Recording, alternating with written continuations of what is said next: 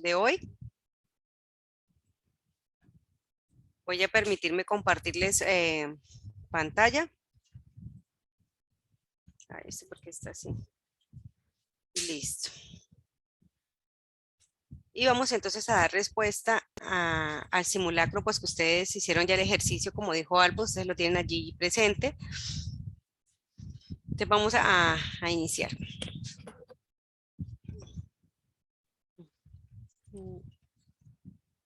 Allá, ahora sí.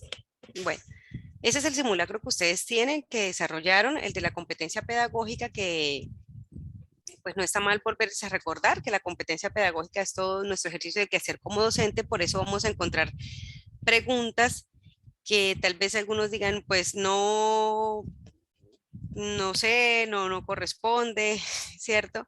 Pero ese es el ejercicio, digamos, que se hizo con las preguntas. Entonces vamos a empezar. Tenemos la primera pregunta que dice: en el informe de febrero del 2016, el Ministerio de Educación Nacional, MEN, concluye que 8 estados latinoamericanos que participaron en las pruebas PISA 2012 presentaron un porcentaje muy alto de alumnos con bajo rendimiento escolar, específicamente en 3 áreas: matemáticas, lectura y ciencias. De esos 8, 4, Colombia, Argentina, Perú y Brasil, quedaron entre los 10 con peores resultados. Esa es una información fidedigna, o sea, es una información real, profes. Esos fueron los resultados de la PISA, de la prueba PISA.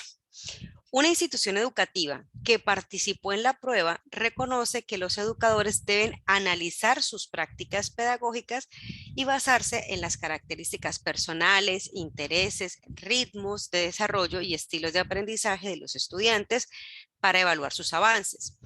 Con esta claridad, los maestros de la institución plantean acciones pedagógicas en su plan de mejoramiento.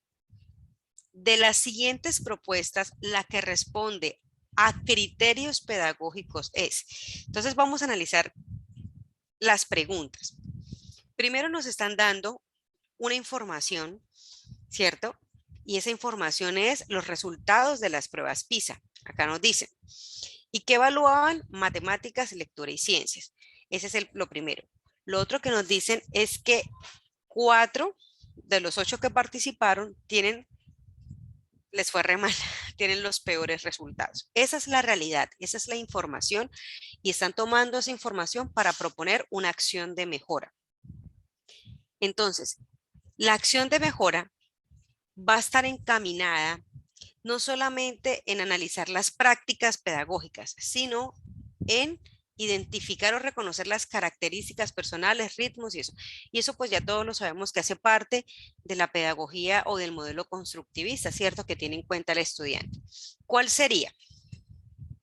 A, la definición de logros mínimos de evaluación en clases utilizando las preguntas de ejemplo, de la evaluación internacional que hayan sido publicadas y la realización de jornadas extraclase de refuerzo individual, de modo que se garantice que en cada caso la superación de fallas detectadas. Ya, esta será la respuesta: tomar esos cuadernillos y utilizarlos en clase como ejemplo de modelo de evaluación. Y acá dice, y realizar jornadas extraclase de refuerzo individual, es decir, llamemos a los estudiantes que les fue mal y vamos a hacer con ellos actividades para que puedan superar las fallas. Ese tal vez pueda ser un ejercicio que nosotros hacemos en el aula de clase, pero que realmente no van a dar respuesta a esta propuesta de mejoramiento como criterio pedagógico. ¿Por qué? Si yo digo que voy a dar jornadas extraclase de refuerzos individuales, hay que reconocer que todo Colombia, los estudiantes que participaron, quedaron por debajo, ¿cierto?, de la media en el resultado. Y que esta es una prueba aleatoria. No es que se seleccionaron estudiantes porque tengan unas características específicas, sino que cualquiera puede presentar la prueba. Ahora, el diseño de tareas semejantes a las planteadas en las pruebas internacionales. Fíjense que viene siendo prácticamente lo mismo de la A. utilizar las preguntas como ejemplo de evaluación, y acá me habla del diseño de tareas semejantes planteadas a la prueba internacional para hacer ejercicios de práctica en clase y verificar luego la eficiencia de intervención mediante preguntas de elección múltiple que permitan establecer el rendimiento diferencial de los estudiantes de cada grupo. Ahora, tomar la prueba no es una garantía que los estudiantes van a mejorar su rendimiento. La opción C me está diciendo a mí que la caracterización de los errores más comunes que cometen los estudiantes al enfrentar las preguntas de cada tema, incluido la evaluación internacional, para programar jornadas de análisis de los errores y verificar luego la aplicación idónea de estrategias. Entonces, aquí sí, profes, la respuesta correcta es esta, la C. ¿Por qué? Porque más que irme al estudiante que le fue mal y a la pregunta que le fue mal, lo que me está diciendo es, miren, tenemos unos resultados. Revisemos las preguntas, revisemos los resultados que aparecen allí y con base en estos resultados, los resultados que nos van a permitir identificar es cómo están pensando nuestros estudiantes y cuál es realmente la dificultad que tienen ante una prueba. Porque si la respuesta era la E, están tendiendo a pensar que es la C. ¿Qué los hace llevar a ellos a pensar que es la C cuando la respuesta era la A, por ejemplo? Entonces, identificando las preguntas, identificando cómo están pensando nuestros estudiantes también, qué los lleva a pensar a ellos, lo que hacemos es programar jornadas de análisis de los errores, porque no solamente es revisar la respuesta correcta de a quienes les fue bien, sino qué nos está haciendo pensar así. ¿Cómo están presentando las pruebas PISA, las preguntas? ¿Cómo estamos preguntando nosotros en el aula de clase? Para hacerlo un poco más real, ¿cómo están preguntando las pruebas saber? ¿Cómo están estructuradas las preguntas de las pruebas saber? ¿Y cómo estamos nosotros trabajando en clase para dar respuesta a un modelo de competencias y un modelo basado en evidencias, que es ese tipo de preguntas? Y dice acá, y verificar luego la aplicación idónea de estrategias. Ahora sí. Cuando yo ya identifico los errores que se me están convirtiendo en una oportunidad de mejoramiento, ante esto propongo estrategias de mejoramiento para la situación que se me está generando. Porque el interés como tal de la prueba PISA no es la aplicación del instrumento, no es la utilización de la pregunta, sino llevar al análisis de cómo están pensando nuestros estudiantes. Ese sería el criterio pedagógico más acertado. Desde la 1, la C. Viene ahora una situación y realmente fue bueno ponerla porque no siempre vamos a encontrar en el cuadernillo preguntas así, un enunciado con la opción de respuesta, sino que ya sabemos que el ejercicio que se hace propone un enunciado y un enunciado puede tener 1, 2, 3, hasta 5 preguntas del mismo ejercicio que se propone. Entonces, hay que tener claridad en el enunciado que se nos presenta y luego de identificar el enunciado, vamos a identificar la pregunta que nos están haciendo. ¿Listo? Para saber cómo responder. Entonces dice acá, vamos a responder la pregunta 2, 3 y 4 de esta información. Las directivas de una escuela rural piden a los docentes colaborar en la actualización del proyecto pedagógico institucional. Para eso les solicitan un documento con aportes del componente conceptual y del componente pedagógico. Eso es lo que les están solicitando, un documento que tenga aportes del componente conceptual y del componente pedagógico. De esta manera, el trabajo se distribuye así. El docente 1 presentará la visión y los objetivos estratégicos de la escuela rural. El docente 2 llevará un análisis de los proyectos académicos haciendo uso de la matriz DOFA. Sí, ya sabemos que son debilidades, oportunidades, fortalezas y amenazas. Y el tercero, el docente 3, tendrá que revisar el componente pedagógico de la institución y sugerir ajustes. Acá hay tareas específicas. El primero va a revisar misión, visión y objetivos. El segundo va a hacer el análisis de proyectos académicos, pero aplicando un instrumento que se llama la matriz DOFA. Y el tercero va a sugerir ajustes al componente pedagógico institucional. Ahora dice acá, la pregunta 2. Para referirse a la misión, la propuesta presentada por el docente 1 debe enfocarse en A, formar una persona integral por medio de una educación de calidad que le permite desarrollar habilidades y pensamiento reflexivo. B, aumentar la permanencia escolar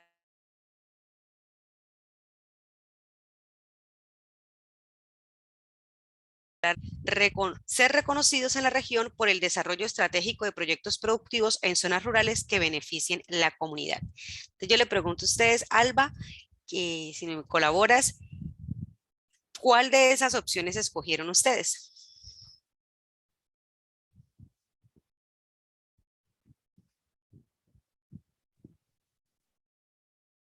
A ver. Profe, ¿hacemos lanzamiento de votación Sí, o...? señora. Sí, señora, Listo. votemos. Ya ustedes hace 15 días le escuché a Alba decir que tuvieron el cuadernillo, entonces tienen Sí, ya esto de claro. igual manera ellos también conocen ya las respuestas. Entonces vamos a mirar a ver qué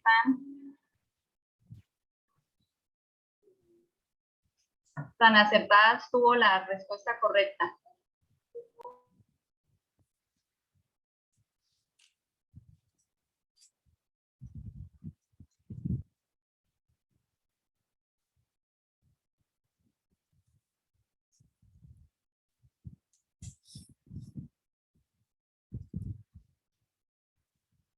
Vamos a hacerlo con 30 segunditos, a ver, para que la mayoría participe.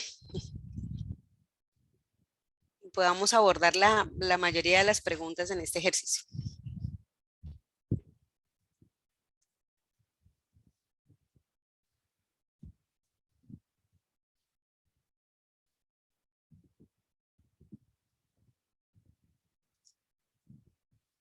¿Listo? Creo que me están por aquí por echar preguntando que en cuál pregunta estamos. Si en la En la, 2, 3. en la 2. Estamos en la 2.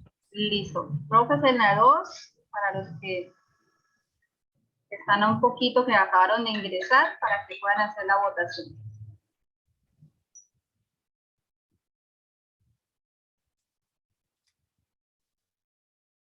Listo, Alba, podemos entonces cerrar esta pregunta.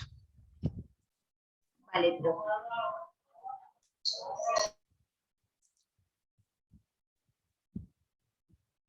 Bueno, tenemos entonces acá que la mayoría, un 72%, votó por la opción A, pero tenemos un 18% que votó por la opción C y un puchito, un poquito menos por la opción B. ¿Cierto? Entonces, cuando nos están hablando de la misión, y esta es la palabra que nosotros debemos tener clara, la misión, se la voy acá a resaltar, nos están diciendo en la actividad, ¿cuál es la actividad específica a la que se dedica la institución? Y ese es un concepto, profe, que nosotros debemos tener claro. ¿Qué es misión y qué visión y qué son los objetivos? Son diferentes. La misión es la actividad específica a la que se dedica, en este caso, la institución educativa.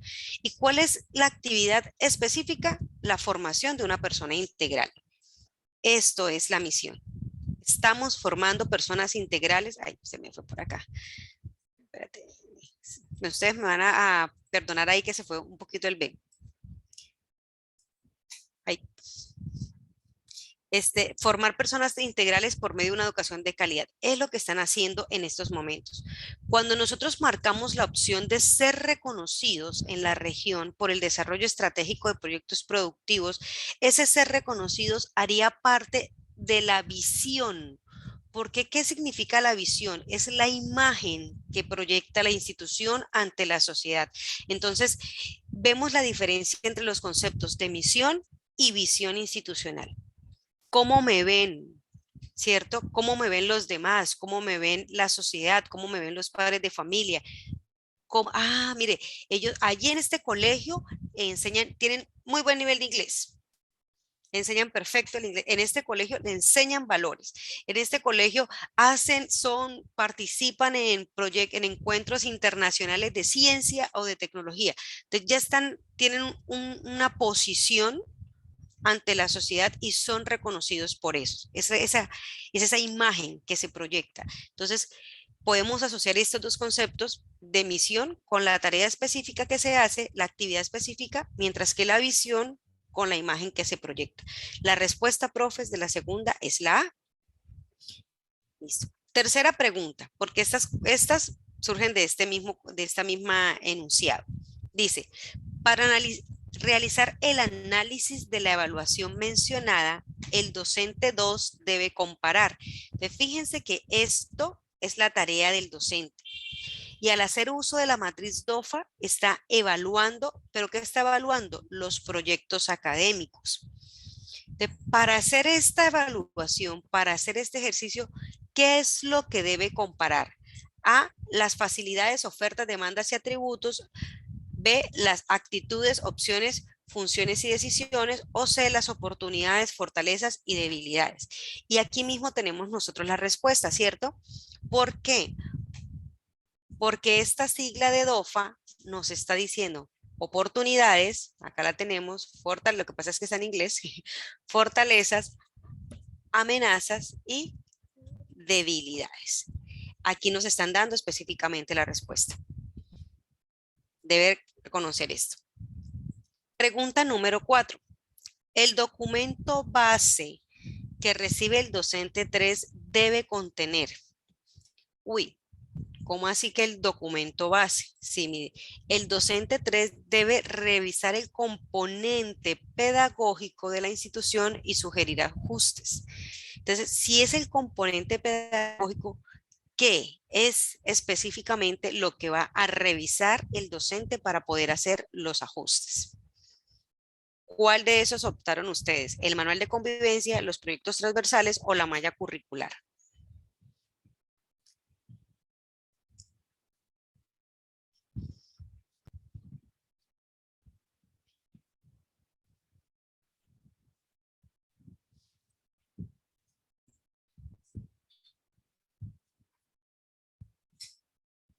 Gracias. Vamos a dar 30 segunditos para responder esta pregunta entonces.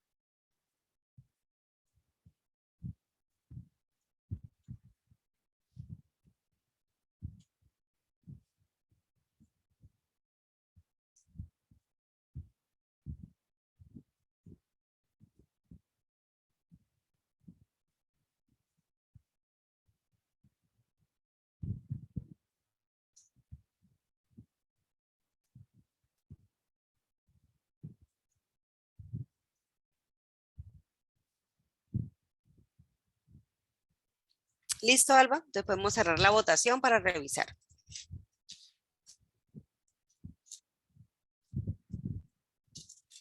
Y acá tenemos con un 81% nuestra respuesta ganadora, que es la malla curricular. Y es efectivamente esa, profe, la respuesta. ¿Por qué? Cuando no estamos revisando el componente pedagógico, recordemos que la pedagogía, o en ese ejercicio, revisamos el diseño, ¿cierto? El currículo, revisamos el conocimiento, revisamos las estrategias de evaluación, la metodología, y esto está contemplado en la malla curricular, porque la malla curricular es ese instrumento, ese esqueleto que contiene toda la estructura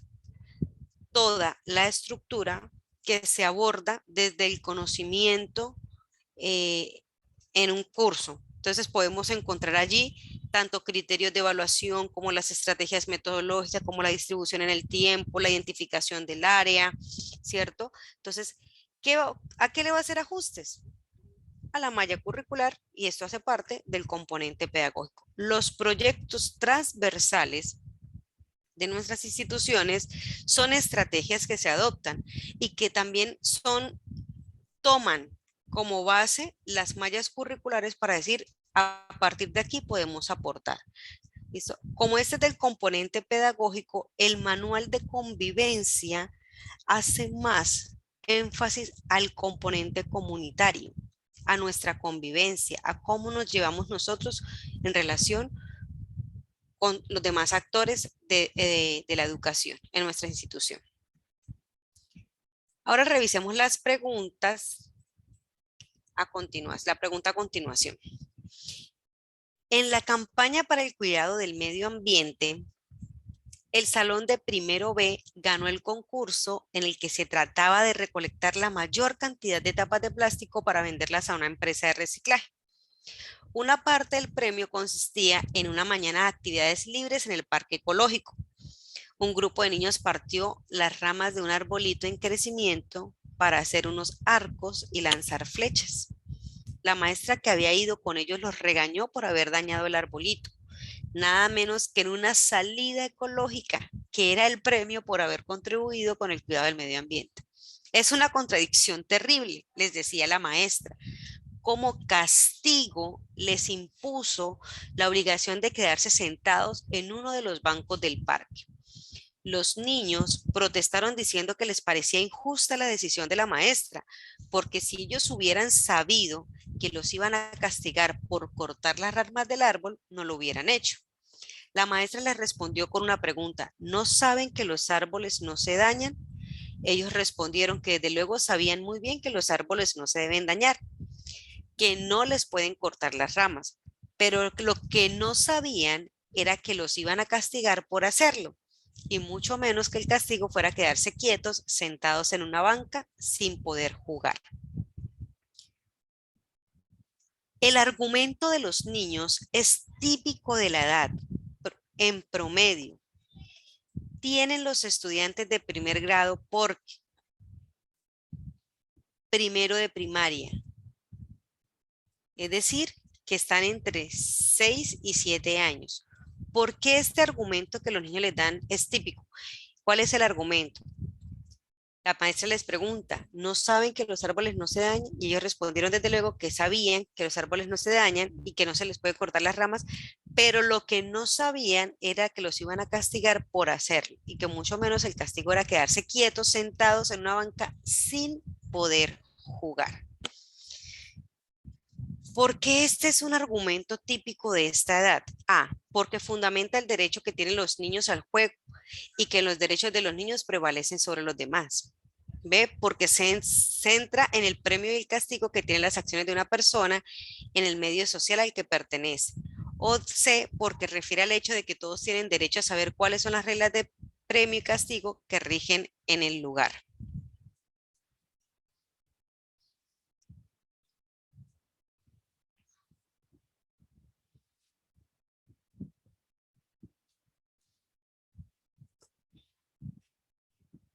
Podemos votar entonces por la pregunta, la respuesta que ustedes consideran es la más acertada.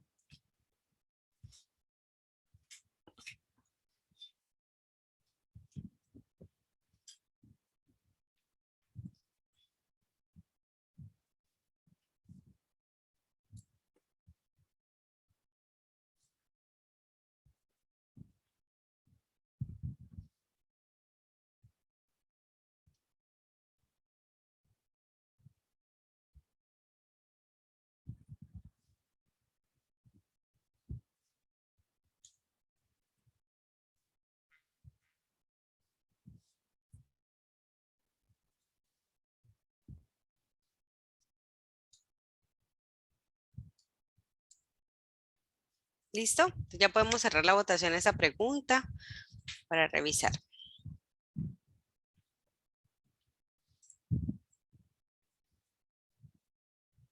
Bueno, acá ya ustedes también conocen los resultados, el 64% con la respuesta a la C. Sin embargo, pues no fue creí que iba a ser como mayor la votación hacia esa respuesta. Encontramos que algunos votaron por la respuesta A y dice que fundamenta que el derecho que tienen los niños al juego y que reconocen pues que sus derechos prevalecen sobre los demás. Si ustedes se fijan, esta respuesta no está relacionada directamente con la pregunta. ¿Por qué? Los niños, aunque están jugando, hicieron sus flechas y sus arcos y reconocen pues que el castigo es quedarse quietos, sentados en una banca sin poder jugar, no le argumentan a la profesora ni reconocen en ningún momento su derecho al juego. Ahora, son niños de 6 y 7 años, niños de primero de primaria, donde todavía ellos, aunque conocen los derechos de los niños, los conocen, saben que tienen derecho a la educación, saben, todavía no son conscientes, digámoslo de esta manera, no están en ese nivel de reconocimiento de los derechos fundamentales, sino que solamente los tienen por conocimiento, ¿sí? No los están, entre comillas, aunque no sería la palabra, reclamando. Entonces, no sería la respuesta. Los niños no son conscientes a tal punto de decir, es que yo tengo derecho al juego, profe. No. Tampoco están centrando la acción en el premio y el castigo que tienen de las otras personas. Ellos no hicieron, si ustedes se fijan, ellos no hicieron este ejercicio de cortar las ramas del árbol pensando en que iban a ser premiados o que iban a ser castigados. Sencillamente lo hicieron porque les nació, porque les surgió, digamos, dada la actividad o el hecho, les pareció fácil hacerlo. Acá no dicen que estaban pensando ellos, sencillamente lo hicieron.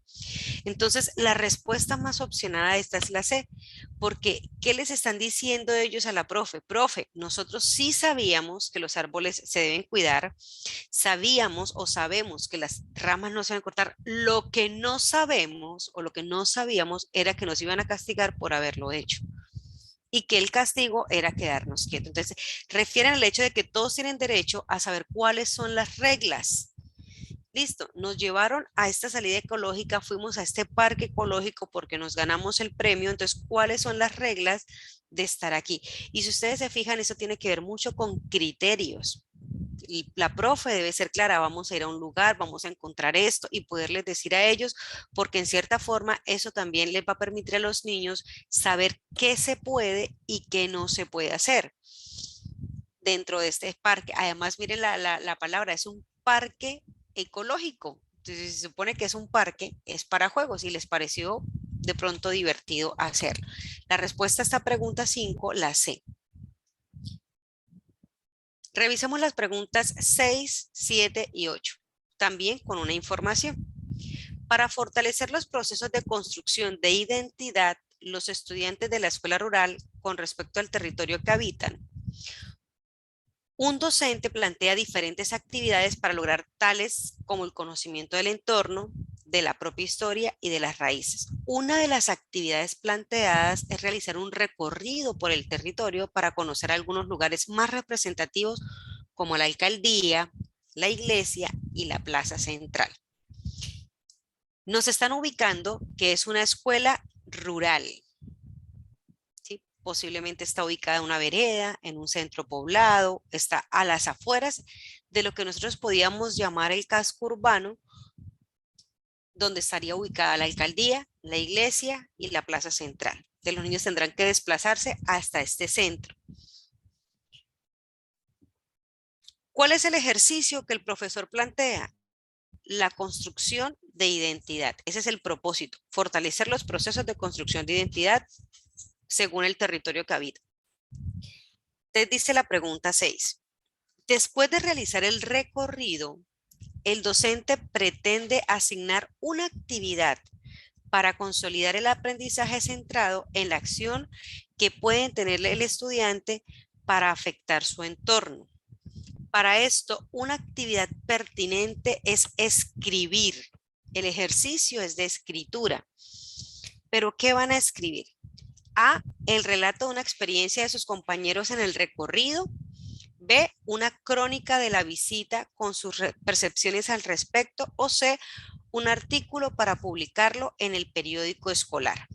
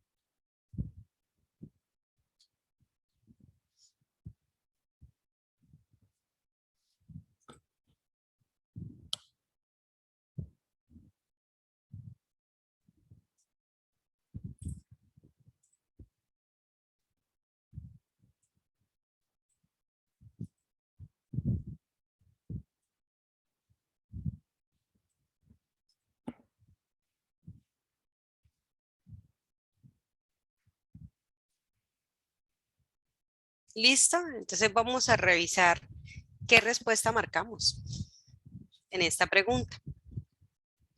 Bueno, esta está como más repartida. Tenemos el 21% con la A, tenemos el 41% con la B y tenemos un 37% con la C, ¿cierto? No hubo así una mayoría, algo que superara el 50%, pero sí hay una respuesta que tendieron a marcar 187 participantes aquí. Y es la respuesta B, que es la crónica. Entonces revisemos la pregunta. Dice, ya se hizo el recorrido y el profesor va a consolidar. Esa palabra es muy bonita, consolidar el aprendizaje, es decir, va a verificar o va a hacer un ejercicio donde realmente se demuestre que los estudiantes aprendieron, construyeron identidad sobre su territorio, su entorno, a partir de su propia historia y de sus raíces, ¿cierto? Que quede claro. Y les pido a los estudiantes un ejercicio de escritura, pero mire no era un ejercicio de escritura cualquiera, era una acción que puede tener el estudiante para afectar su entorno. Ahora revisemos que las propuestas de escritura que aparecen son el relato de la experiencia de sus compañeros en el recorrido. Esa no podría ser una opción de respuesta. ¿Por qué? Porque le están pidiendo consolidar al estudiante. Él mismo debe partir o escribir sobre su experiencia, no de la experiencia del otro. Entonces, el relato de la experiencia de sus compañeros en el recorrido o el relato de su experiencia en el recorrido. Entonces, puede escribir la experiencia, pero ¿para qué? ¿Cuál sería el propósito? Porque estamos consolidando el aprendizaje, ¿cierto? Entonces, desde la vista del otro o desde la propia experiencia, porque estamos hablando de construcción de identidad. La segunda opción, que fue la más marcada, nos habla de una crónica de la visita con sus percepciones al respecto. Pero, profes, ¿qué es una crónica? Una crónica es un texto, sí, que nos habla de una narración, pero una narración histórica. Y resulta que aquí no, la tarea, si ustedes se dan cuenta, aunque nos hablen del territorio, nos hablen de identidad, de historia, de raíces, la tarea era cómo una acción puede afectar su entorno. No nos están diciendo que, no les están pidiendo a los estudiantes que les escriban ni cómo se fundó, ni quién lo hizo, ni quiénes fueron sus primeros habitantes, cuáles fueron las actividades que se realizan. No, no nos están pidiendo una escritura o una narración de orden cronológico, ni de cómo sucedieron los hechos. Por lo tanto, una crónica no puede ser el texto más acorde para esta tarea. ¿Cuál sí es el texto? Un artículo para publicarlo en el periódico escolar, porque los artículos en este caso no nos habla el grado, puede ser un artículo de opinión, no un artículo científico, solo un artículo de opinión sobre sobre su territorio, sobre cómo están los habitantes tomando, si identifican lugares importantes. Acá nos hablan de la alcaldía, de la iglesia, de la plaza central y de cómo su propia acción puede afectar este entorno en el que se está presentando. Entonces, no sería una crónica, no nos están pidiendo. La tarea no pide hechos históricos, hechos de orden cronológico, de orden, sí, de tiempo, de cómo sucedieron. Lo que nos están diciendo es, escribe un texto donde me digas cómo tu acción puede afectar tu entorno. Y eso se hace a partir de un artículo de opinión. Entonces, la respuesta a esta pregunta es la C. Pregunta número 7. Una actividad previa para motivar la participación del grupo en el recorrido es, aquí ya no estamos después de la actividad, sino antes de hacer el recorrido. ¿Cuál sería esa actividad más propicia para que los estudiantes digan, wow, hagámoslo? ¿Cuál sería?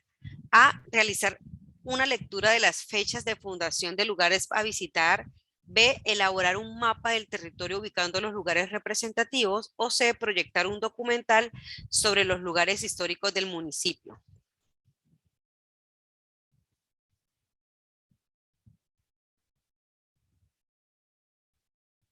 ¿Cuál creen de esas? ¿Cuál creen que los motivaría?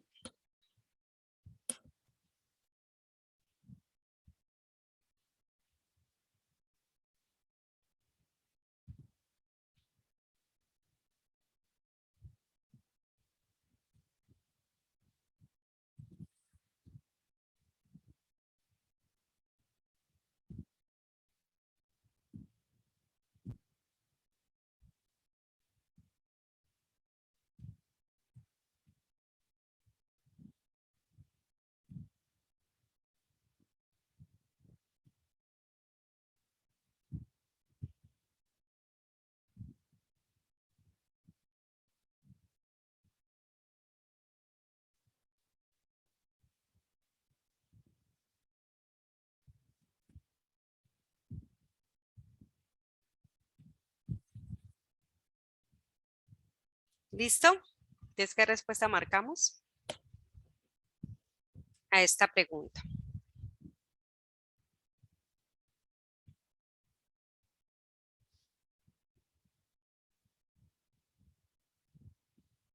Tenemos entonces muy poquitos con la opción A.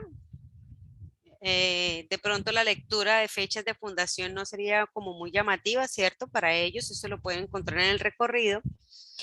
La elaboración de un mapa del territorio ubicando lugares representativos, más que la elaboración de ese mapa como actividad previa, podría ser una actividad posterior. Pero el proyectar un documental y decirte, mira, es como cuando nos dicen, nos vamos de viaje y nos dicen, mira, es que aquí vamos a encontrar esto, y nos empiezan a mostrar imágenes. Entonces, esas imágenes lo que nos dicen, wow, qué chévere, me gustaría ir allá, me gustaría hacer esto, practicar esto, nos conecta o nos engancha. Entonces, un documental sobre esos lugares históricos del municipio sería como una actividad de motivación muy interesante para los estudiantes.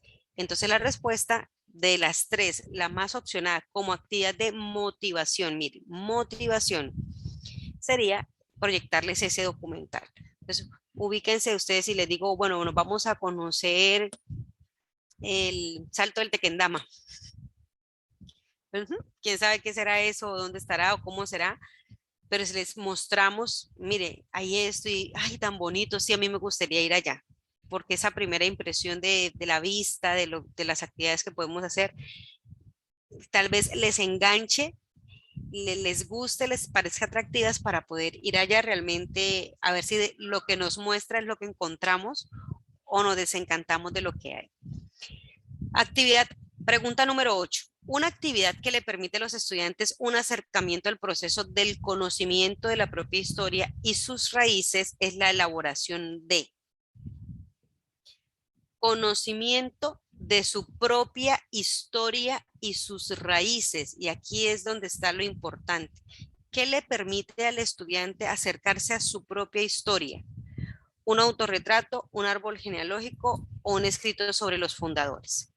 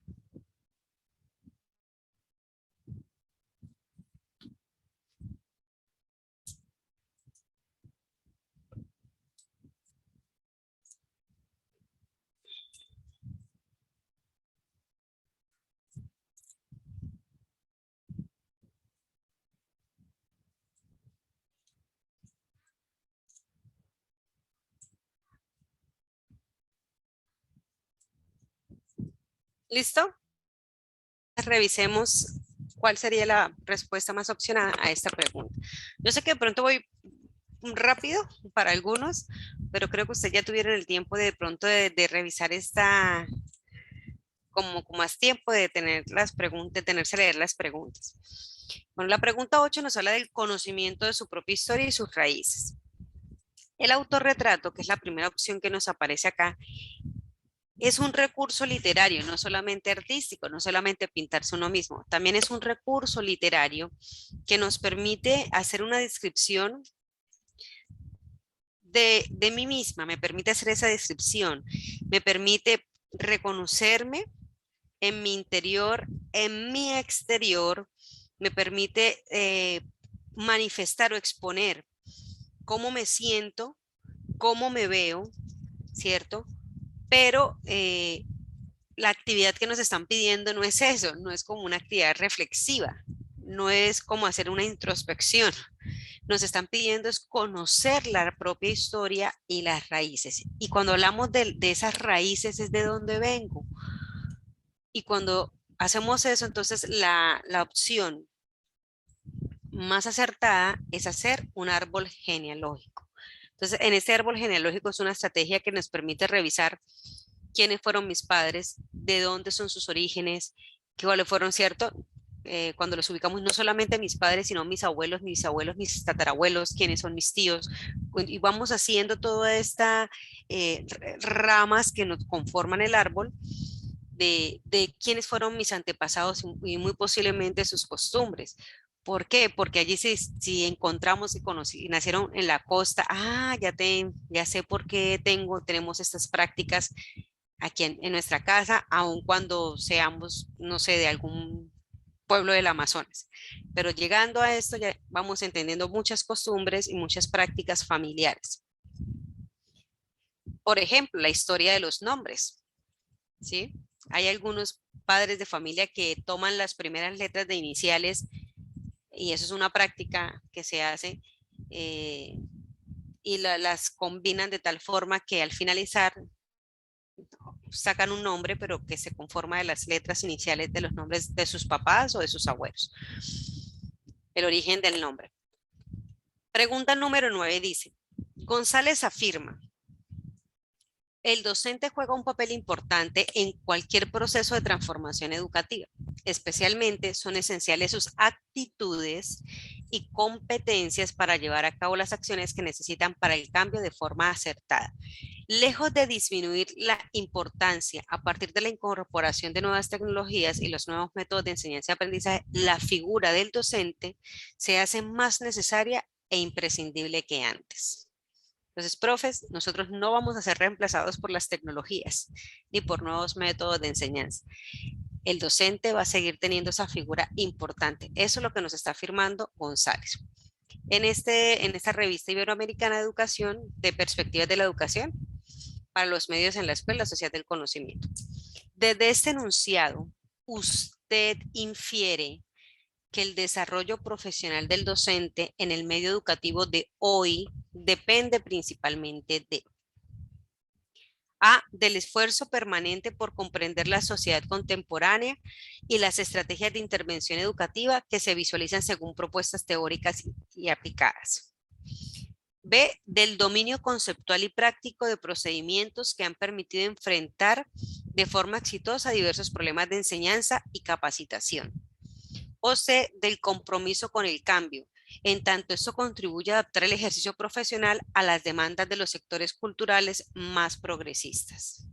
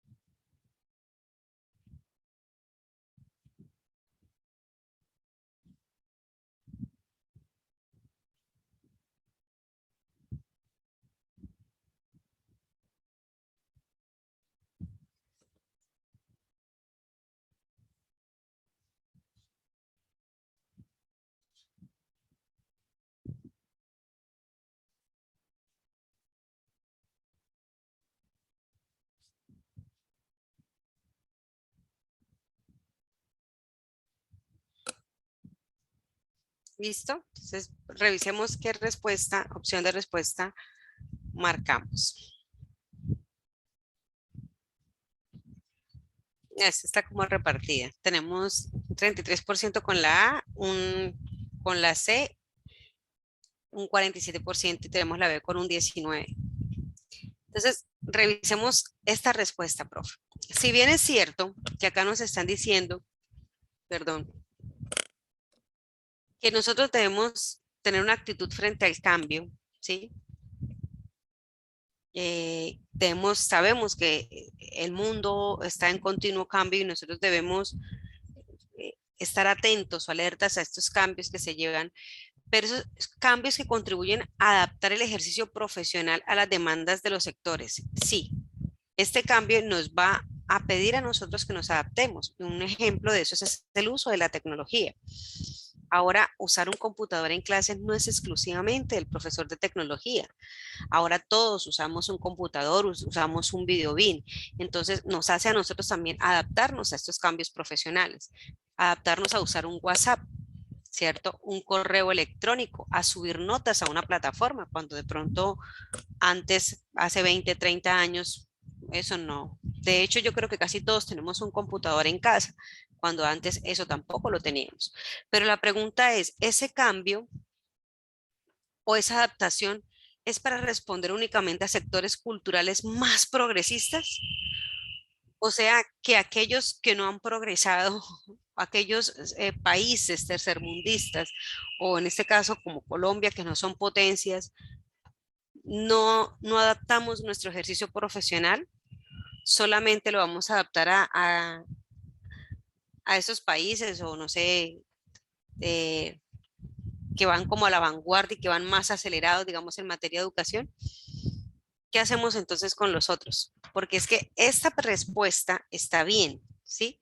Si lo dejáramos que adaptamos nuestro ejercicio profesional, pero entonces solamente para responder a los sectores culturalmente más progresistas, ¿solo a ellos? Sería la pregunta. ¿Solo para ellos? ¿Solo en función de ellos va a girar la educación o gira el rol del docente? Ahora miremos la segunda respuesta, la B.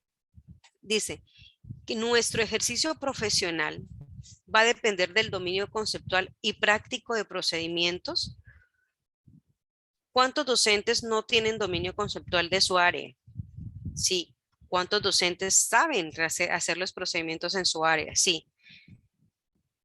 Pero la pregunta es, Estamos hablando en este caso del proceso de la transformación educativa y acá nos hablan de las actitudes y de las competencias.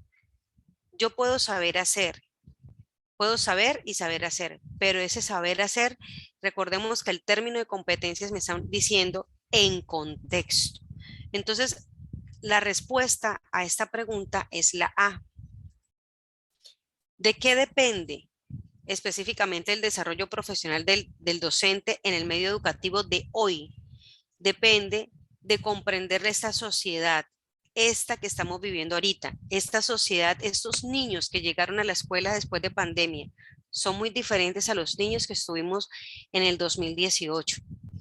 Y si yo entiendo entonces y comprendo qué es la sociedad, cuál es la sociedad con la que yo estoy trabajando, cuáles son sus necesidades, cuáles son las características que poseen, entonces voy a buscar estrategias de intervención educativa que se proponen desde la teoría, mire, propuestas teóricas, pero también aplicadas. Entonces ahí es donde yo he hecho mano de estos modelos pedagógicos, he hecho mano de estas teorías de aprendizaje y dijo, bueno, estoy ubicada en este contexto colombiano, mi sociedad, mis estudiantes necesitan aprender esto, estas son las propuestas desde el Ministerio de Educación Nacional, ¿cómo puedo lograrlo?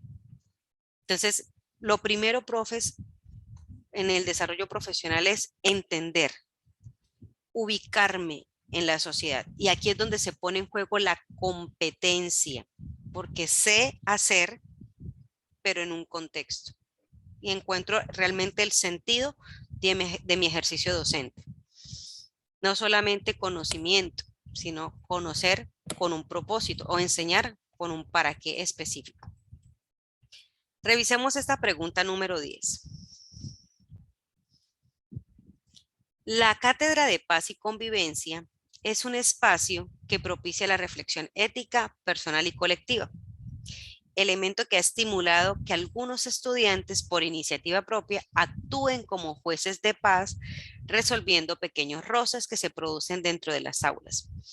Esta iniciativa estudiantil es un indicador de ¿cuál es? ¿Cuál es la iniciativa? Que ellos se vuelven en jueces de paz, resolviendo pequeños roces. Mira, eso es lo que hacen los estudiantes.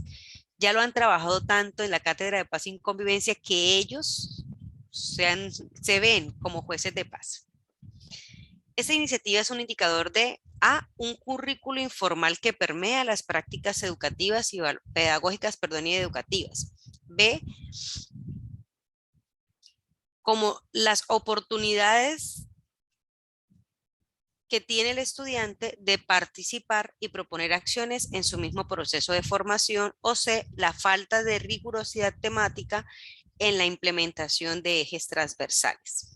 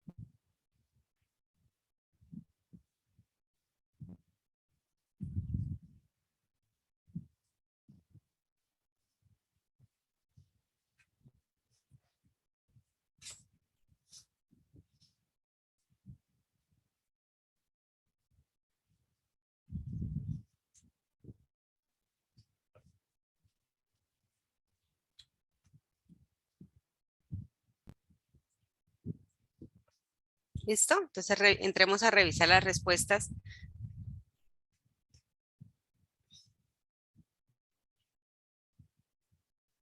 De este componente. Y acá sí tenemos la mayoría, ¿cierto? Digamos lo que en un nivel podríamos decir que estaba relativamente no fácil, sino que se hace fácil por el nivel de respuesta que ustedes dieron a esta pregunta. Y sí, en el mismo enunciado lo dice. No podríamos marcar la A porque no es un currículo informal, no está escondido, no está por debajo. Precisamente se aborda desde el ejercicio de cátedra de paz y convivencia. Entonces, como se está abordando desde ahí, no es algo que surge como en el escondido, como en ese currículo oculto, no, sino que está estipulado que dentro de la cátedra de paz y convivencia, perdón, se estén estimulando a los estudiantes a resolver conflictos. Entonces, ¿qué es lo que pasa? Que desde esta cátedra los estudiantes empezaron a visionarse como jueces, pero jueces no para juzgar, sino para resolver. Y eso es lo bonito de este ejercicio, resolver pequeños roces en el aula. Entonces, fíjense que ya no es llamemos a la profesora y vamos al coordinador y fuera, no, sino que ellos mismos, bueno, establecen acuerdos, hacen el proceso, ¿cierto? De resolver, de escuchar qué fue lo que pasó, no de juzgar, sino de escuchar y de poder resolver. Entonces, la A no es, porque no es informal, es muy formal desde la Cátedra de Paz y Convivencia. La C tampoco es, no es falta de rigurosidad temática, ¿cierto? Al contrario, diría que se ha trabajado también cátedra de paz y convivencia, que los estudiantes ven esto como una oportunidad de participar y proponer acciones, porque es desde ellos, por iniciativa propia, es que asumen estos roles. Entonces, la respuesta correcta a esta pregunta es la B. Revisemos entonces las preguntas 11 y 12 de este enunciado. Acá solamente encontramos dos preguntas de un solo enunciado. Yolanda Corona Carabeo, en su libro Diálogos de Saberes sobre Participación Infantil, plantea que frente a cada situación que viven los niños, se hace necesario que el Estado estructure unas políticas de protección a la infancia, las cuales deben caracterizarse por poner énfasis en la doctrina de protección social, dirigida al reconocimiento de los derechos sociales básicos. Esto implica que el Estado proporcione los recursos necesarios para que los niños tengan una vida digna. Pregunta número 11. La frase que mejor describe la concepción de infancia que presenta el texto la que plantea que los seres humanos, que son seres humanos en vía de desarrollo, que son sujetos de derecho o que son menores en situación de vulnerabilidad. ¿Cuál de esas tres resumen, digámoslo así, o presenta la idea principal de este enunciado? Que los niños, que la infancia es concebida como seres humanos en vía de desarrollo, como sujetos de derecho o como menores en situación de vulnerabilidad.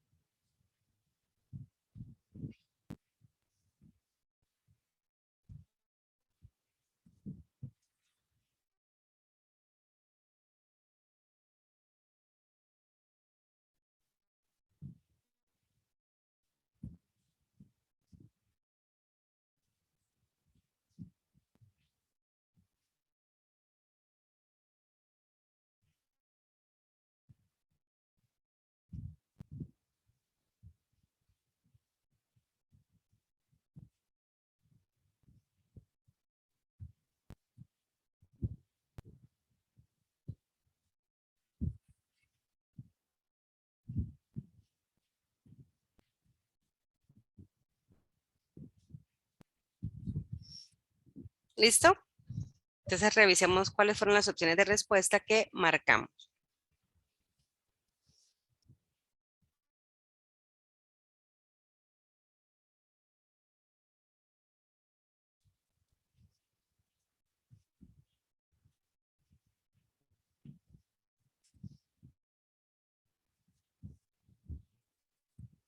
¿Listo? Bueno, acá entonces está muy en lo que nosotros estamos leyendo, nos dicen que los niños, específicamente por eso habla del concepto de infancia, acá los niños debe protegerlos. Entonces, tal vez por esto creemos que los niños están en situación de vulnerabilidad. Pero mira lo que dice, deben caracterizarse por poner énfasis en doctrina de protección social dirigida a sociales básicos. Esta es la idea. La doctrina de protección social es ¿para qué?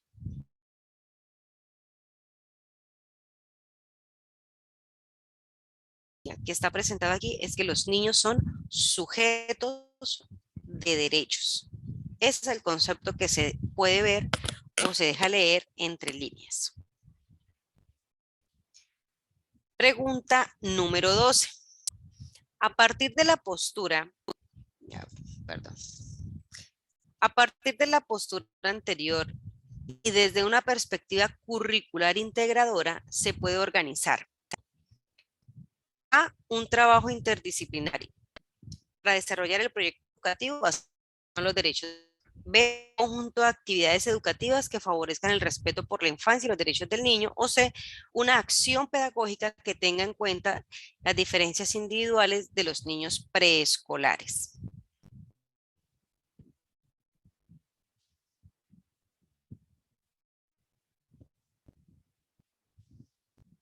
Entonces, cuando nos dicen acá, a partir de la postura anterior, ¿cuál es esa postura? Que los niños son sujetos de derechos. Esa es la postura. Y desde una perspectiva curricular integradora, acá, perspectiva curricular integradora, ¿cómo podríamos organizar el trabajo o qué haríamos?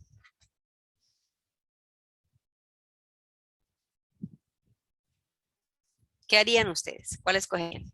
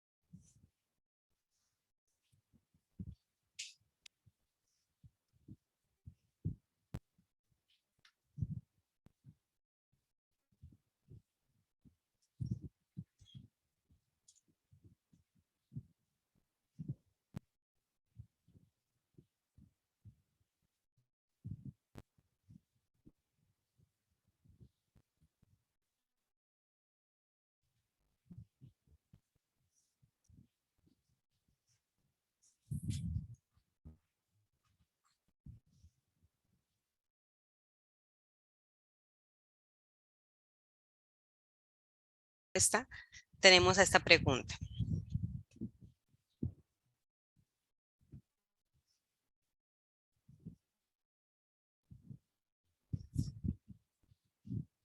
Entonces tenemos un 66% con la A, un 27% con la B y un 7% con la C.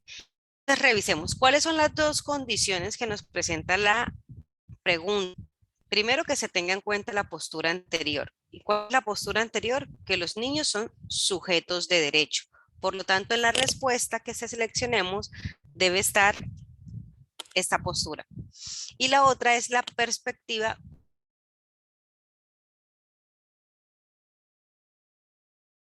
Revisar las preguntas. De acciones pedagógicas que tengan en cuenta las diferencias individuales de los niños preescolares. Mire, sí, las diferencias individuales me están hablando de reconocimiento de derechos, ¿cierto? De reconocerlo como sujeto, como persona. Pero me deja por fuera la perspectiva curricular integradora. Solamente encuentro una de las dos condiciones que aparecen. Por lo tanto, no puede ser la C la respuesta. Ahora la B me dice un conjunto de actividades educativas que fortalezcan el respeto por la infancia y los derechos de los niños. Espectacular esta respuesta. Fortalecen el respeto por la infancia. Eso otra vez me deja parada aquí en reconocimiento de sujetos de derecho. Pero ¿dónde encuentro yo la perspectiva curricular integradora? Porque es que me hablan de actividades. Yo puedo proponer cualquier actividad. Me dicen que sí, que son educativas. Sí, las actividades, listo. pero más que un trabajo por actividades, ay, vamos a hacer esto, vamos a, no sé, a invitar a los de la Defensoría del Pueblo que nos vengan a dar una charla sobre derecho. No, eso puede ser una actividad, pero cuando yo te hablo de un trabajo interdisciplinario, ahí sí estoy dando o poniendo en evidencia, dando cuenta de esta perspectiva curricular integradora.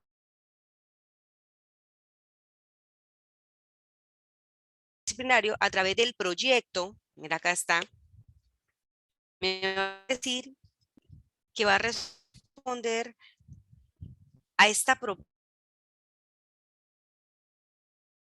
de los niños respuesta correcta o si la respuesta correcta a la pregunta 12, profes, es la A. Un trabajo para desarrollar el proyecto educativo basado en los derechos de los niños. Y aquí me dan la respuesta como desmenuzándola porque eran dos condiciones, que se tuviera en cuenta que son sujetos de derecho y la perspectiva curricular integradora. Revisemos entonces la siguiente pregunta. Pregunta número 13.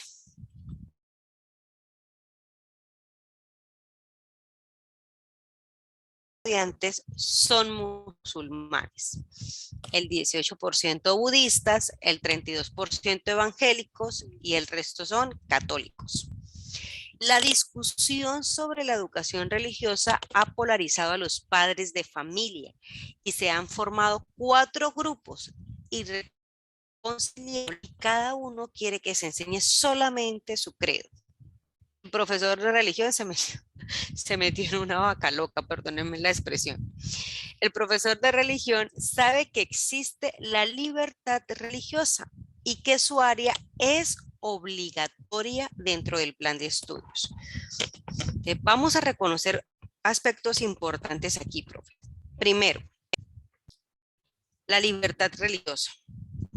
Segundo, el área es obligatoria. No es que el papá diga, entonces no va a haber eso, no va a haber religión, porque es un área fundamental, un área obligatoria. Hay que enseñarlo, hay que verlo. Pero tenemos 4 grupos, los musulmanes, los budistas, los evangélicos y los católicos. Religiones contradictorias, digámoslo así, ¿cierto? Entonces, ya el profe, esa es la realidad de la clase. Después de un análisis cuidadoso, se elabora un programa centrado en el estudio de qué. ¿En qué se debe basar la enseñanza del área de religión? Es la pregunta que nos están haciendo. Y para poder dar respuesta a esta, el profe que conoce la orientación para la enseñanza de religión, la orientación desde el ministerio, debió facilitársele la respuesta.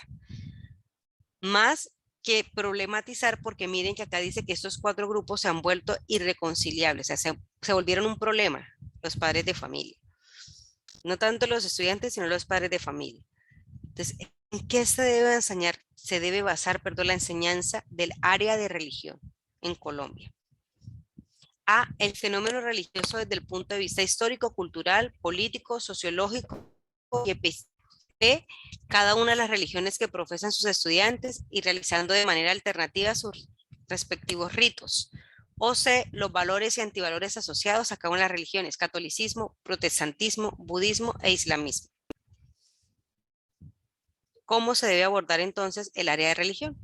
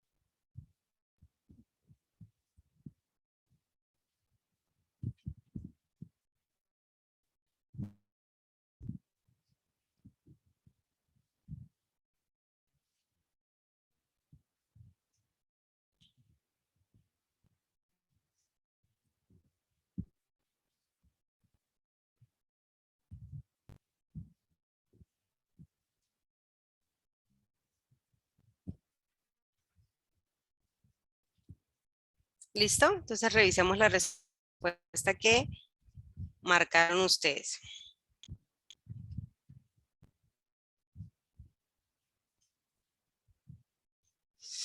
Y tenemos entonces en su mayoría un 79% de la respuesta A, ¿cierto? Que la religión debe ser abordada como un fenómeno religioso desde el punto de vista histórico, cultural, político, sociológico y epistemológico. Profes, ¿y eso donde nosotros lo encontramos? Eh, Tiene una serie de guías o de orientaciones pedagógicas. Por eso les decía yo, las áreas en el componente pedagógico, las áreas que no tienen que no tienen orientaciones pedagógicas. Y nosotros debemos tener claridad en esto, en cómo vamos a estructurar nuestro plan de área de religión, pero con esta orientación. No es, ay, pongamos esto aquí tan bonito de la creación para enseñarle al niño, sino que debe responder a una orientación. Porque en bachillerato, en grado sexto, séptimo, ya los estudiantes empiezan a ver precisamente esas religiones del mundo? La religión, los budistas, los musulmanes, los evangélicos, bueno, la religión cristiana, ¿cierto? Y dentro del cristianismo tenemos los católicos y tenemos los evangélicos, porque su raíz es la creencia, digamos, teocéntrica dentro del mismo Dios. Solo que en su práctica o en sus convicciones, no sé, tienen diferentes. Entonces, esto lo presenta a nosotros la orientación pedagógica, por lo menos. Se habla desde religión sobre los planes de vida, sobre las proyecciones, sobre los ritos, que son las creencias y organizaciones espirituales de los diferentes grupos, ¿cierto?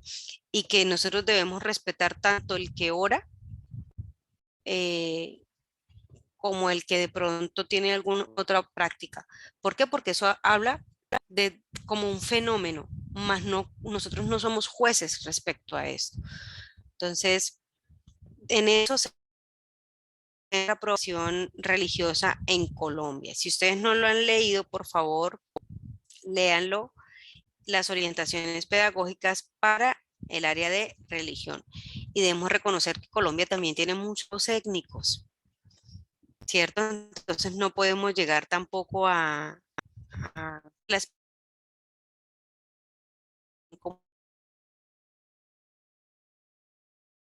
sus creencias, solo porque nosotros no las practicamos. Entonces, nuestra enseñanza de la religión debe basarse por las orientaciones. Ya que nosotros tengamos una fe y la pongamos en práctica, eso es diferente. ¿Listo?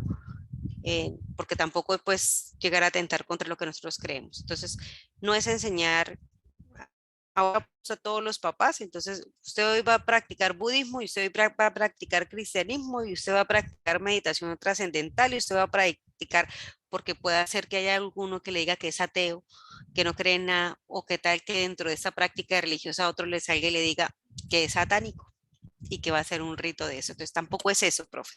No, sí se enseña como fenómeno religioso, cómo esas grandes religiones han movido, digamos, o han marcado la historia de la humanidad. Ahora, vamos a responder las preguntas 14, 15, 17. Cuatro preguntas de este ejercicio, de este enunciado, perdón.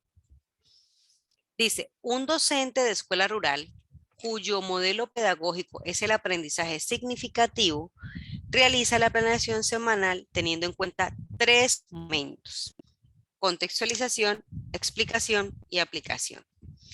El tema planeado para esta semana son los adjetivos. El docente ingresa al salón y escucha a sus estudiantes contar a sus compañeros que en la mañana un ternero ha nacido en su finca y no sabe aún el nombre que le va a poner. Todos los estudiantes están atentos, uno que está distraído. Hasta ahí tenemos la situación. Tenemos entonces modelo pedagógico significativo. Va a realizar la planeación teniendo tres contextos de explicación. sabemos la situación que está pasando.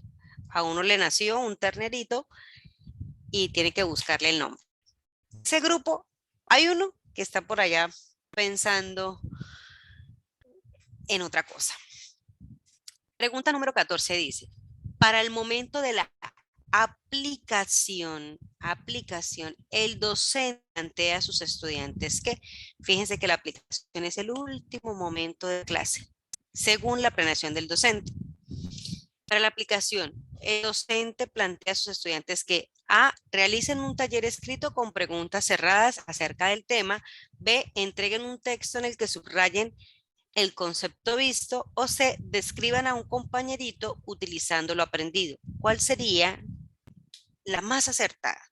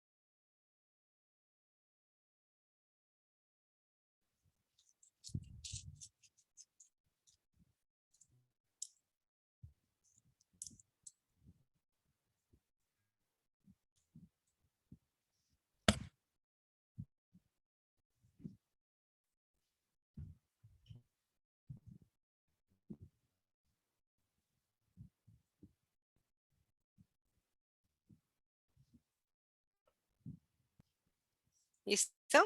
Entonces vamos a revisar la respuesta a esta pregunta.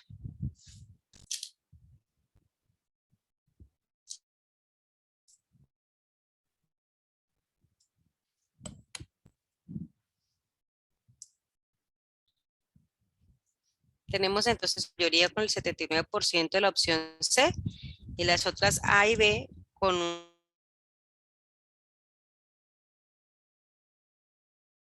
Ya estamos en el último momento, en la aplicación, acá lo dice. Están en esta aplicación, ¿cierto? Y el profe quiere evaluar. ¿Cuál fue el tema? Los adjetivos. ¿Y cuál sería un ejercicio para poder valorar esto de manera más práctica, teniendo en cuenta que escriban a un compañerito? Eso es. Aquí van a hacer un ejercicio de aplicación sobre el tema de los adjetivos y para los adjetivos van a describir a un compañero. La respuesta 14, la C. Ahora viene la pregunta 15 y dice, teniendo en cuenta el modelo y la conversación,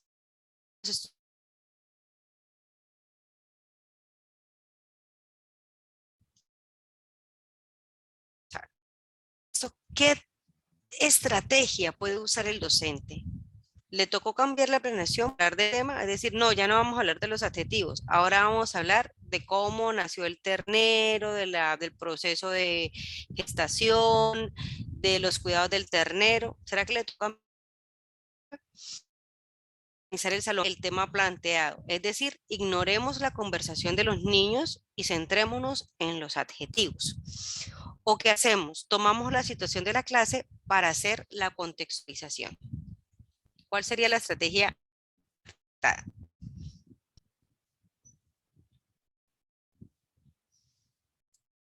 Aquí rápidamente.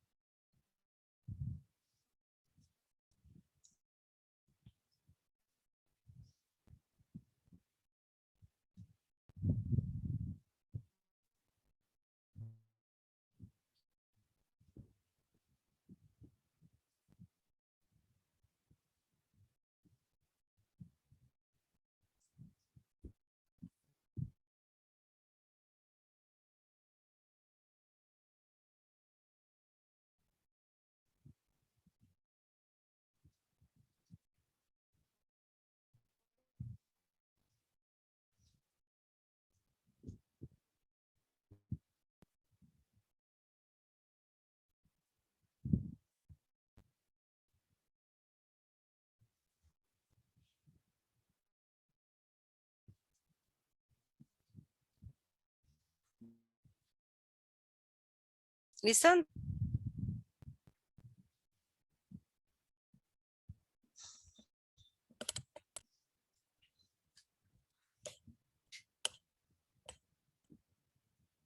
Que ustedes marcan un 90%. Bueno, gracias a Dios va subiendo la votación. Y la respuesta es efectivamente esta, profe. Sí. ¿Y cómo se puede hacer la contextualización si están hablando de los adjetivos y qué tiene que ver los adjetivos con el nacimiento del ternero? Pues al preguntarle al niño que les cuente por lo menos cómo era, palabras como joven, como saludable o sano, eh, eh, si nació gordo, eh, no sé si acá no nos dice que nació muerto, pero lamido, ¿cierto? Y la vaca de pronto le dio su lengüetazo o algo así. O la palabra que la vaca estaba preñada, eso de preñada, ¿qué es?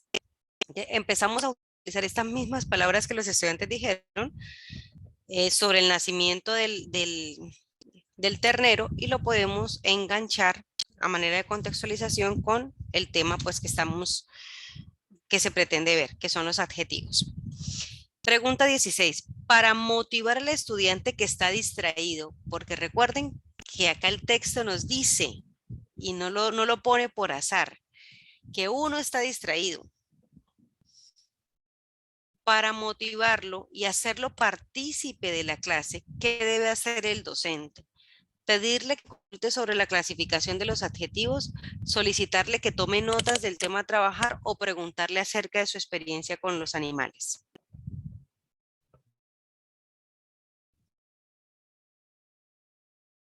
Clases, el nacimiento del ternero y el estudiante está distraído. ¿Qué harían ustedes? ¿Cuál de esas tres pondrían en práctica? Ahí rapidito. Les digo rapidito porque haciendo como cuentas un poco de la cantidad de preguntas según la información que dio la Comisión Nacional mientras ustedes responden, estamos hablando de un promedio como de un minuto con 30 máximo para responder una pregunta. Entonces, es importante que hagamos lectura rápida para aquellas preguntas que pueden ser más rápidas porque van a haber otras preguntas, como yo les decía en el encuentro anterior, que de pronto van a tener un nivel de complejidad mayor y a esas pues, nos va a dedicar más tiempo. Entonces, en este ejercicio de lectura, eh, aun sea el componente pedagógico o de lectura crítica o de matemáticas de la prueba que estamos presentando, las preguntas que son relativas.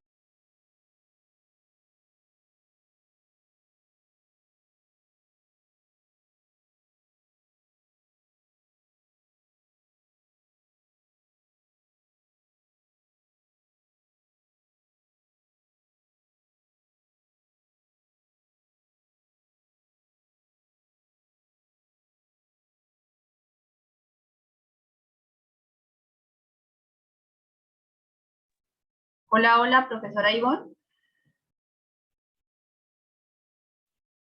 Hola.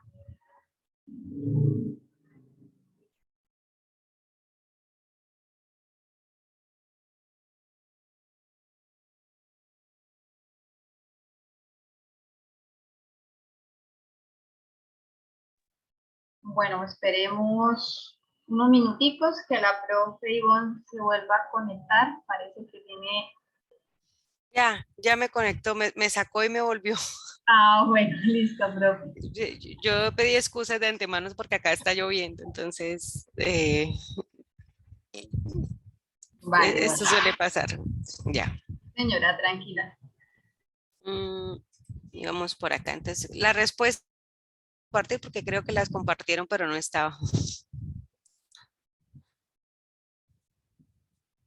O la opción más acertada, o más acertada, no, la opción más votada.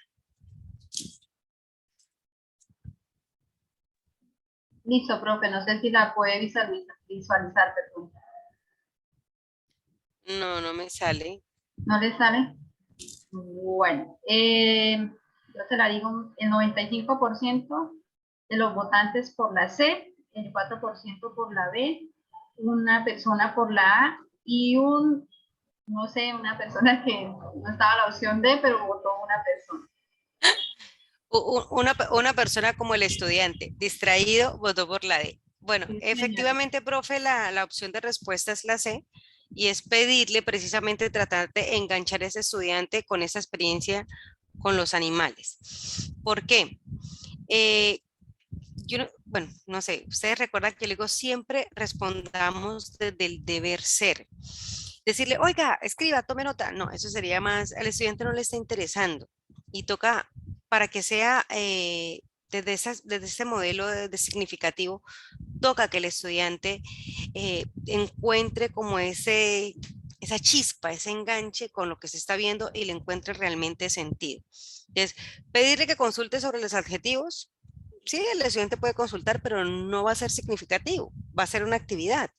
Pedirle que tome notas sobre el tema, también lo puede hacer, pero tampoco va a llevarnos a esa meta de aprendizaje que teníamos con ellos y es que realmente sea una experiencia enriquecedora para él. En cambio, si yo les pregunto, no a manera de regaño, sino, oye, cuéntame, ¿te ha pasado esto? ¿Tú has estado en algún nacimiento? Él muy posiblemente, sí, profe o no, profe, y va a empezar a contar su experiencia y entonces ya lo vamos a involucrar en la actividad que queremos realizar, que sería el ideal, no el regaño para el estudiante, ese es el ideal. Entonces, siempre, profes, pensemos desde el deber ser, desde lo pedagógicamente correcto, le llamo yo. Pregunta 17. Al momento de realizar la explicación del contenido, el docente debe tener en cuenta que los estudiantes, mire, ya vamos por la explicación del contenido, que es el otro momento de la clase.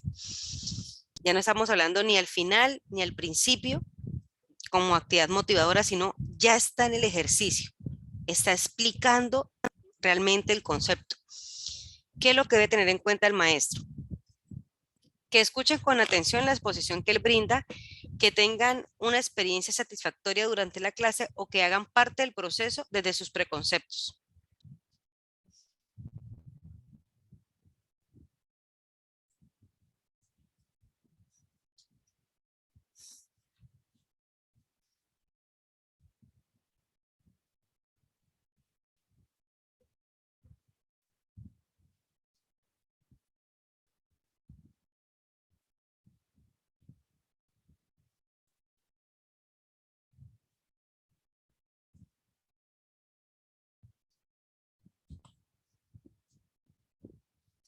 ¿Listo? Una pregunta muy corta, una respuesta también muy corta, donde,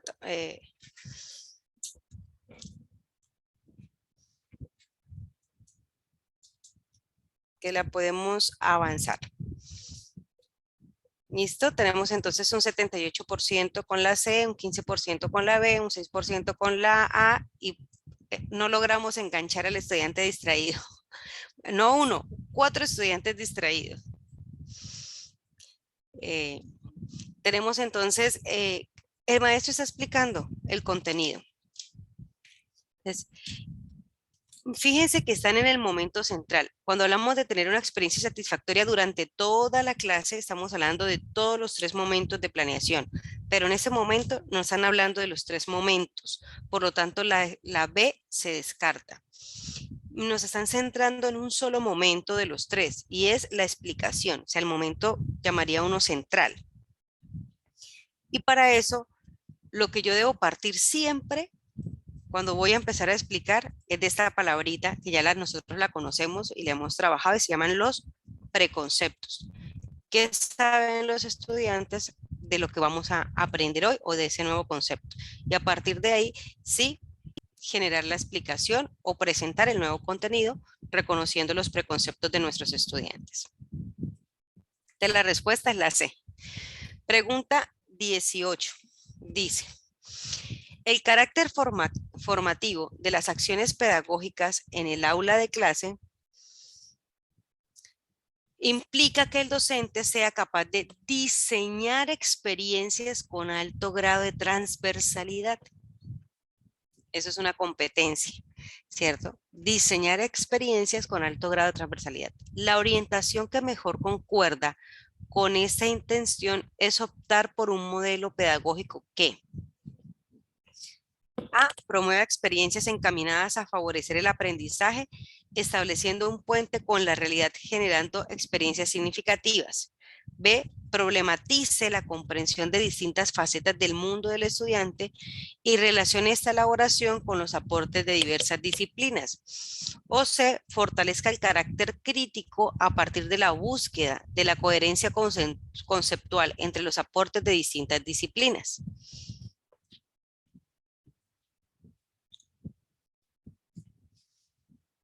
El carácter formativo de las acciones pedagógicas en el aula implica que el docente sea capaz de diseñar experiencias de alto grado de transversalidad. ¿Cuál sería el modelo pedagógico?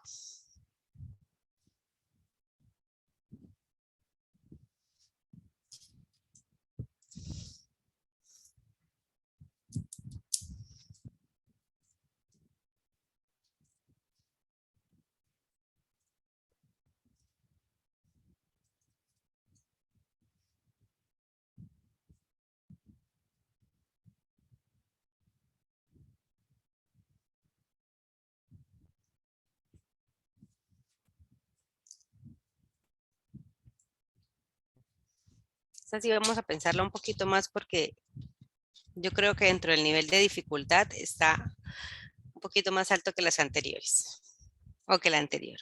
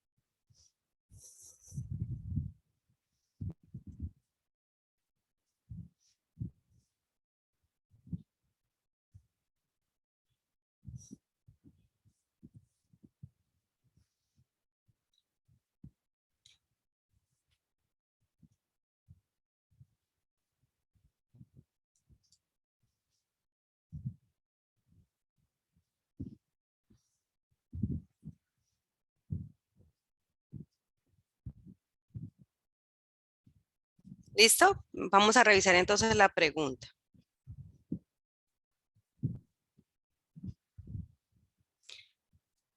¿Ves? Yo sabía que esto iba a generar un poquito más de... Las respuestas no iban a estar tan orientadas a una sola. Entonces tenemos la opción más votada, en este caso fue la A, que es generar unas propuestas encaminadas, pero con un 50%, pero tenemos las otras que están también ahí como cerca, ¿cierto? No tenemos así como esa mayoría de la anterior del 90 y algo de por ciento. Entonces, ¿cuál es la, según este de diseñar experiencias con alto nivel de transversalidad, perdón, con alto grado de transversalidad, cuál sería el modelo pedagógico?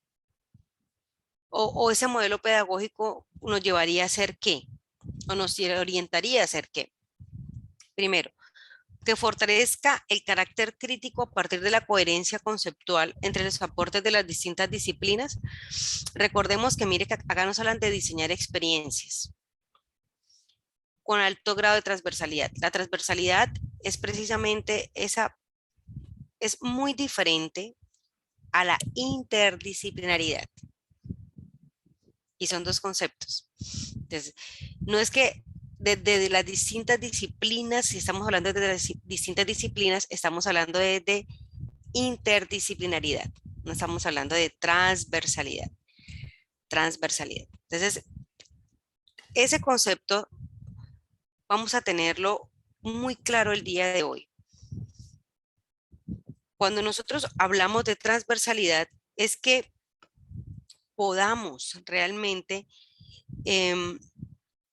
proponer una experiencia escolar, pero que esa experiencia que yo le proponga al estudiante integre todas las dimensiones del estudiante, ¿sí?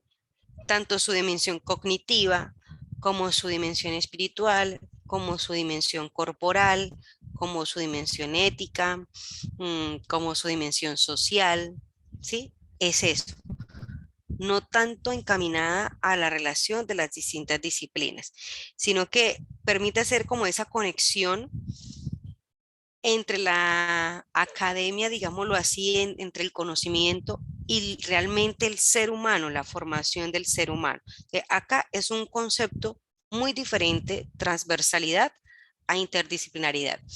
Por lo tanto, la respuesta C no es. No nos podríamos encaminar allí.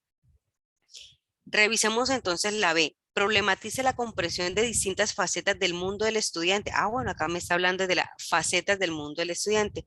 Y relacione esta elaboración con los aportes de diversas disciplinas. Volvemos a retomar el concepto entonces de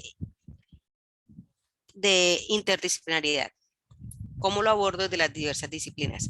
Pero cuando me hablan de experiencias con alto grado de transversalidad, me están diciendo que yo debo promover estrategias encaminadas a favorecer el aprendizaje. Mire, voy a promover ese el aprendizaje, estableciendo un puente con la realidad, generando experiencias significativas.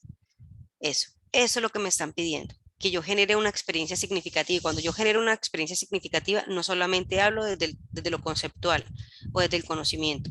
Y esa experiencia es para generar un aprendizaje social, un aprendizaje ecológico, un aprendizaje, no necesariamente desde una disciplina, sino algo que el estudiante puede interiorizar. Por ejemplo, con el ejemplo de las cátedras de paz, de ser jueces de paz. Eso es un aprendizaje. No necesariamente se está abordando pues de un área de sociales y cómo interrelacionar, no, sino una experiencia. Vamos a responder las preguntas 19 a la 22 y vamos a tomarnos el tiempo de descanso. No nos vamos a angustiar más de lo que ya estamos y vamos a tratar también de aprender, digamos, a controlar estas situaciones que nos están generando ansiedad y es con relación a la prueba. Pregunta 19 a la 22. En una reunión de docentes sobre el uso de nuevos equipos de computadores para una institución educativa, se le ha solicitado hacer mantenimiento de estos una vez a la semana y se les ha mostrado un programa interactivo para que lo apliquen en sus clases. Un docente manifiesta que no recibió capacitación y se niega a hacerse cargo de ellos, a lo que otro le responde que debe capacitarse por sí mismo. Una de las docentes que sí recibió la capacitación siente angustia ante su manejo porque un estudiante desatendió las instrucciones y desconfiguró uno de los equipos. Es una situación que pasa en otro país, no en Colombia. ¿Cierto? Entonces tenemos uno que recibió la capacitación y que lo aplica, otro que manifiesta que no recibió la capacitación y que no se va a hacer cargo de ellos, y otra que recibió la capacitación, pero que está angustiada porque un estudiante desconfigura el equipo. 3 tipos de docentes en esta situación. Pregunta 19. Para promover la cooperación entre los docentes frente al mantenimiento de los equipos, la acción que usted propone, ¿cuál sería? A, realizar un seguimiento al cumplimiento de la tarea asignada por la institución. B, hacer una nueva reunión en la que cada uno sugiera alternativas para la tarea. O C, distribuir los horarios para ese trabajo según la disponibilidad de cada uno.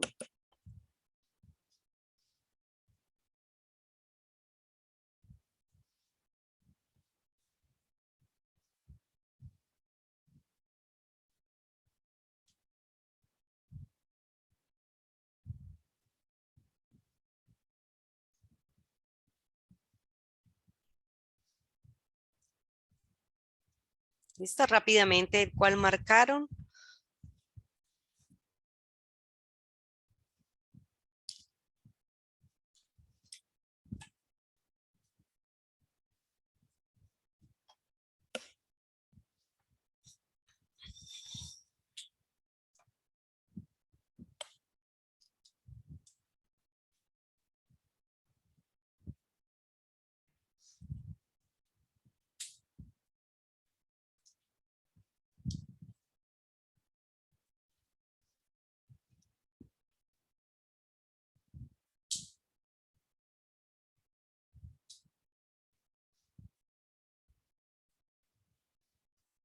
Tal vez esta pregunta le suene como una situación desde la parte directiva, ¿no? Puede ser un coordinador que esté en esa situación y que sea él quien esté asignándole los computadores. Sin embargo, en aquellas instituciones donde no está el coordinador presente, porque recordemos que los coordinadores también son asignados por número de estudiantes y tenemos docentes que se han convertido en líderes en nuestras instituciones, podemos apoyarnos también para hacer esto. Tenemos entonces que la respuesta más marcada fue esta: hacer una nueva reunión en la que cada uno sugiera alternativas para la tarea. Pero fíjense que acá me están hablando de promover la cooperación. Ese es realmente, promover la cooperación entre docentes. Entonces, si ya tenemos tres tipos de docentes, que no me voy a detener otra vez a caracterizarlos, ¿qué debemos hacer entonces? Sabiendo que hay algunos que tienen fortalezas y otros que no tienen esas habilidades, digámoslo así, en el manejo de los equipos. Entonces, lo que yo puedo hacer es distribuir la respuesta, es distribuir los horarios para ese trabajo según la disponibilidad de cada uno. ¿De cuál trabajo? Van a preguntar, ¿será que entonces la que sabe siempre se va a tener que encargar de hacer mantenimiento a los equipos? No, profes.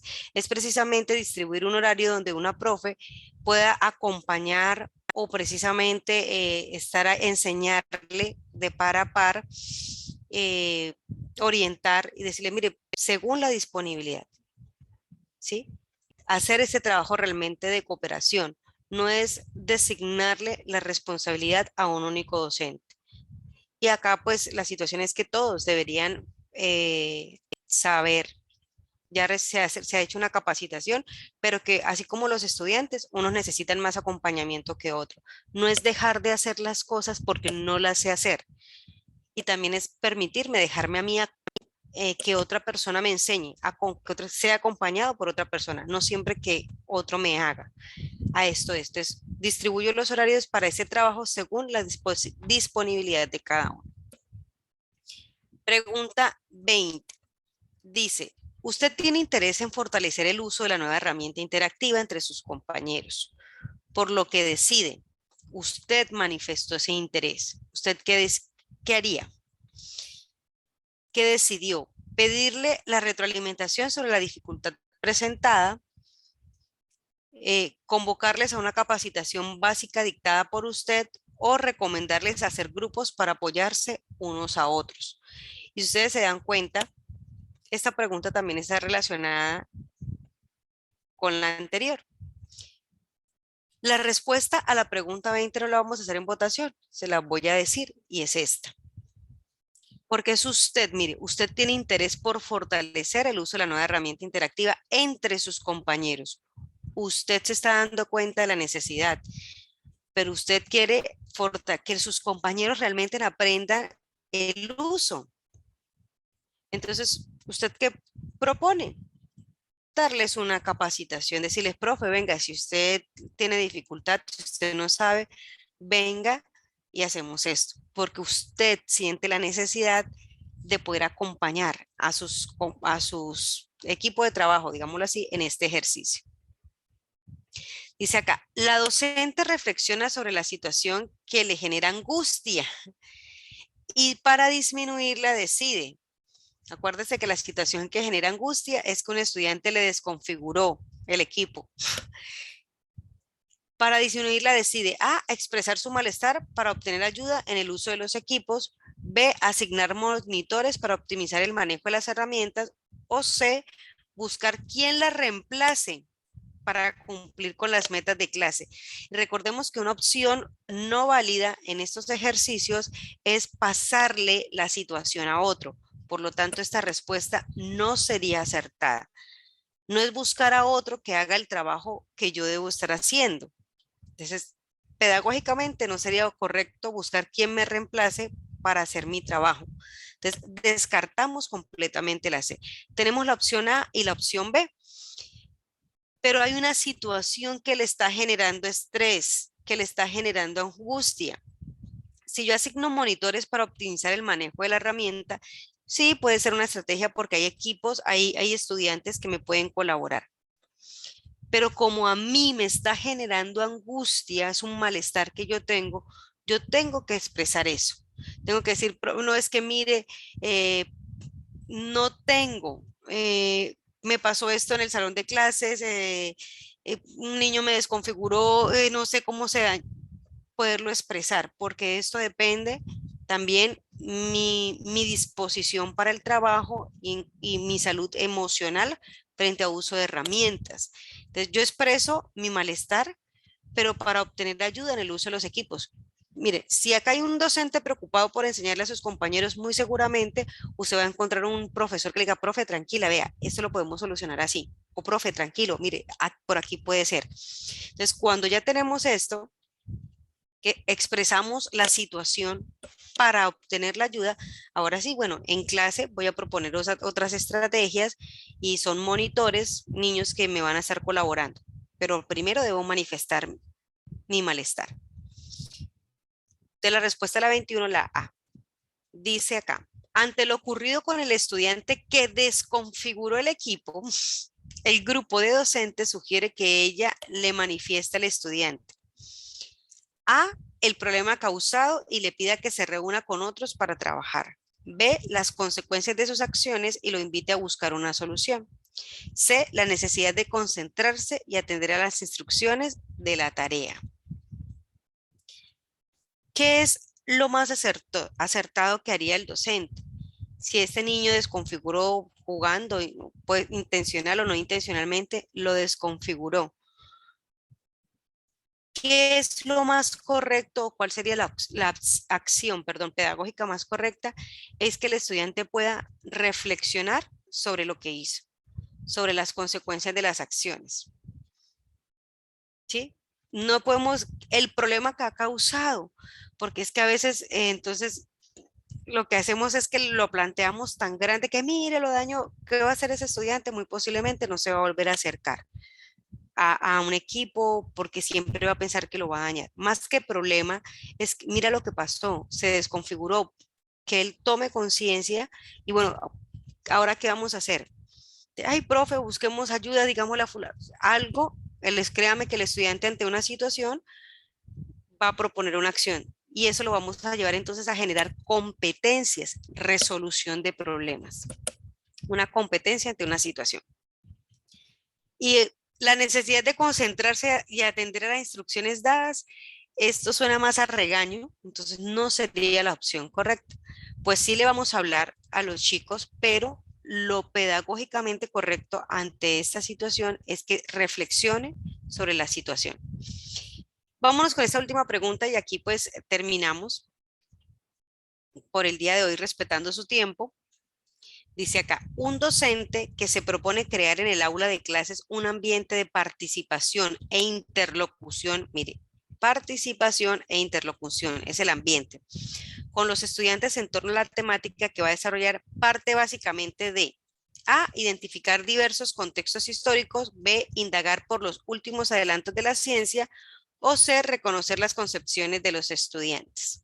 Y en esta sí, votamos y terminamos con esta pregunta. Rápidamente, un minutico para votar.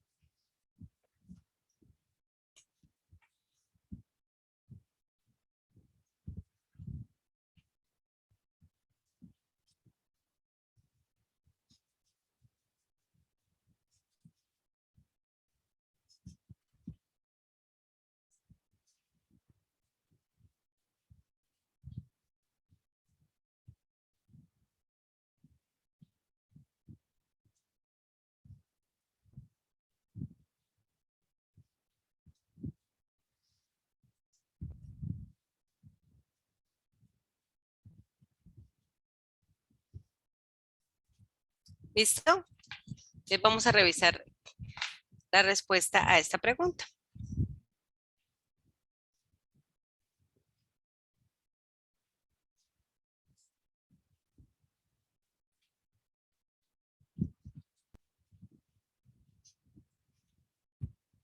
Tenemos entonces un 80%, la mayoría con la opción de respuesta C,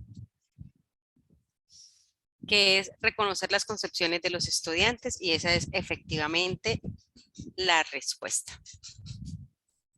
¿Listo? Listo, Alba, ya entonces dejé de compartir. Ahora sí les...